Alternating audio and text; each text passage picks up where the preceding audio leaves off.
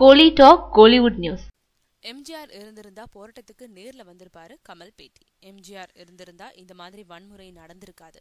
போராட்டக்காரங்க கிட்ட அவர் நேர்ல பேசி முடிச்சு வச்சிருப்பாருன்னு சொல்லியிருக்காரு நடிகர் கமலஹாசன். சென்னை மெரினாவில் ஜல்லிக்கட்டுக்கு ஆதரவான போராட்டக்காரங்க நேற்று காலை வலுக்கட்டாயமா வெளியேற்றப்பட்டாங்க. அப்போ காவல்துறைக்கும் போராட்டக்காரர்களுக்கும் இடையே மோதல் ஏற்பட்டது. மெரினாவிலிருந்து வெளியேற மாணவர்களும் பொதுமக்களும் மறுத்தாங்க.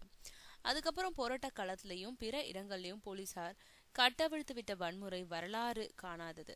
அமைதியான தலைநகரமான சென்னை யுத்த பூமி மாதிரி காட்சியளிச்சது. நேத்து முதல் போராட்டக்காரர்களுக்கு ஆதரவா தொடர்ந்து ட்வீட் செஞ்ச கமல் இன்னைக்கு செய்தியாளர்களை சந்திச்சு இந்த விவகாரம் பத்தி பேசினாரு. அப்போ அவர் என்ன பேசினார்னா, சென்னையில நிகழ்ந்த வன்முறை அதிர்ச்சி அளிக்கிறதா இருந்தது. தமிழர்களோட கலாச்சாரம் மீதான ஊடுருவலை தடுக்கணும். எம்ஜிஆர் இப்போ நம்ம கிட்ட இருந்திருந்தா போராட்ட களத்துக்கு நேர்ல வந்திருப்பாரு. போராட்ட களத்துல உள்ள நுழையறதுக்கு அவருக்கு அனுமதி மறுக்கப்பட்டிருந்தாலும் பின்வாங்கி இருக்க மாட்டாரு. அவங்க எதிர உட்கார்ந்து உண்ணா நோன்பு மேற்கொண்டிருப்பாரு.